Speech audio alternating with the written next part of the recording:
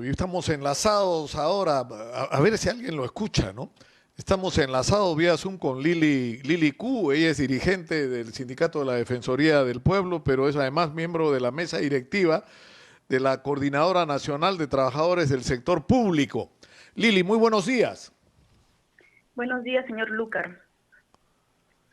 En los últimos días hemos estado hablando mucho sobre el problema de la ineficiencia del Estado y por eso es tan importante saber qué es lo que está pasando en el aparato del Estado. Yo he visto un reporte que ustedes han emitido donde hay, entre otras cosas, una información sobre la cantidad de empleados públicos que hay en el Perú. 1.628.273, ¿no es verdad? Bueno, sí, estamos desbordados realmente de cargos de confianza en el Estado, ¿no? Pero además de Claro, eso, pero realmente... antes de ir con eso, o sea, yo tengo acá la información, hay 707.400 donde están maestros, trabajadores, profesionales asistenciales de salud, Fuerzas Armadas, policiales, diplomáticos, docentes universitarios, magistrados, fiscales y servidores penitenciarios. Pero ahí empiezan los problemas, porque 356.000 son CAS, 246.000 están en el régimen especial 276, 172.000 están en el A728, que es otro régimen especial. 143.000 son locadores, es decir, firman recibos por honorarios. Esa es la realidad. Sí, lo que tú estás mencionando es la estructura que actualmente tiene el empleo público en el Perú, ¿no? Tenemos una gran diversidad de regímenes laborales, además de que está creciendo la informalidad laboral en el Estado, porque actualmente en las entidades se vienen contratando también locadores de servicios que en gran parte realizan finalmente actividades permanentes en las entidades públicas, ¿no? Entonces hay una gran informalidad que se está generando, que además no es supervisada, porque eso es algo que quisiera resaltar también. Los trabajadores estatales no tenemos fiscalización laboral y eso hace que sea muy fácil que en las entidades se despidan trabajadores, se abuse contra los trabajadores públicos, se despide dirigentes sindicales, ¿no? Y se encubran a veces estas figuras con renovaciones no contractuales, ¿no? También se contratan terceros para hacer labores permanentes. ¿Y quién fiscaliza esto? Nadie. La única fiscalización que hay para los trabajadores del Estado solamente se da cuando se trata de trabajadores que están adscritos al régimen privado, que es el régimen del decreto legislativo 728, pero los CAS, los terceros, los 276 son trabajadores que no tienen fiscalización laboral, ¿no? Ahora, lo que es increíble de lo que tú estabas hablando es de los puestos de confianza. La cantidad de gente que está en el aparato del Estado como puesto de confianza. Y además Sí. en lugares clave de Sí, decisión. exactamente, ¿no? Sí, en efecto, y eso es algo en lo que viene contribuyendo además servir, ¿no?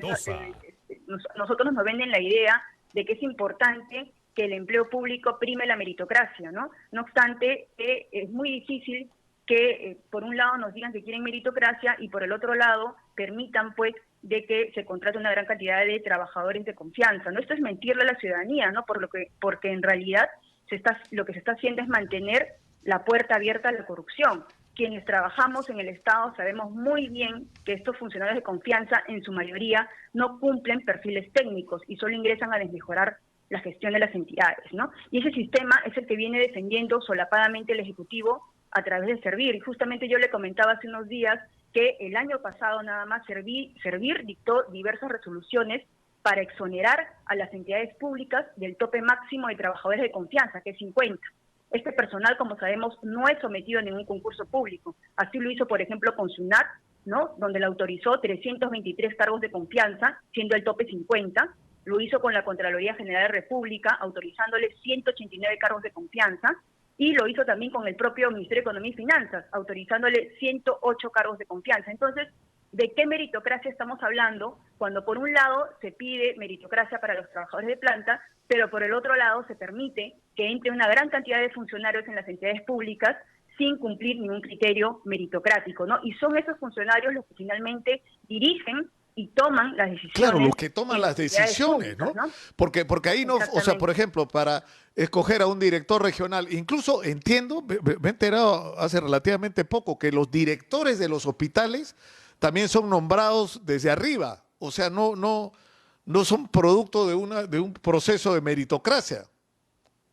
Claro, y en realidad hay que mencionar allí que allí empieza la corrupción, porque son estas personas las que ingresan y que finalmente hace que los trabajadores de plantas se terminen sometiendo a las decisiones muchas veces antojadicias, políticas que toman estos funcionarios, y simplemente los trabajadores por no perder su trabajo, porque muchos tienen contratos temporales, como ha sido el caso de los CAS, terminan sometiéndose a ese tipo de decisiones antitécnicas, políticas, antojadizas, ¿no? Entonces, son en realidad muchas cosas. Pero además hay un problema de eficiencia, porque si tú nombras a dedo a las personas, he estado viendo el reporte de la coordinadora que dice que hasta el cuarto nivel de decisión hay trabajadores de estas características, en los puestos claves, es decir, donde se decide, donde se firma, donde ¿no es cierto?, se contrata.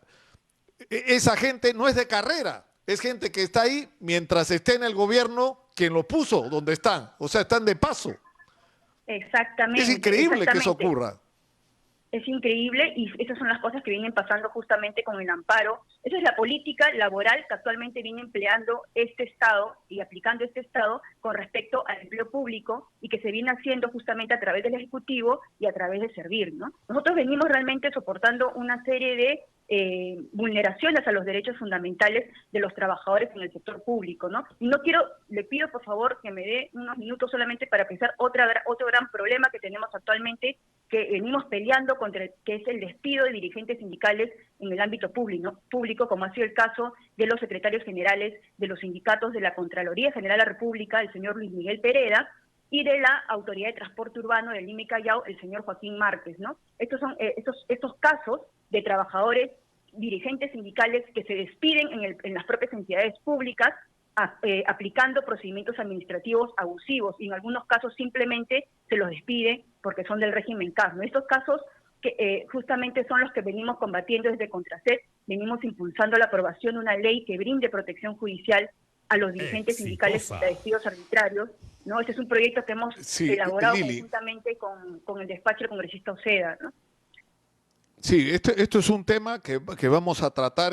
Yo quiero que consideren ustedes esta solo una primera entrevista, porque si vamos a hablar de la necesidad de reformar el aparato del Estado, de tener un aparato del Estado eficiente, hay que comenzar por hacer un diagnóstico adecuado de qué es lo que está ocurriendo. Y estas cosas que ustedes, la coordinadora a través tuyo nos ha contado hoy día, son realmente increíbles. Te agradezco mucho, Lili. Vamos a tener oportunidad de ampliar todos estos asuntos que nos competen a todos. Ha sido Lili Ku, representante de la coordinadora de los trabajadores del aparato del Estado. Es increíble. Es decir, quienes toman las decisiones en el Perú, en el aparato del Estado, son personas que han sido puestas ahí por quien ha entrado al gobierno. Y no son necesariamente, como se ha probado en todos estos años, las personas más calificadas para el puesto, en fin.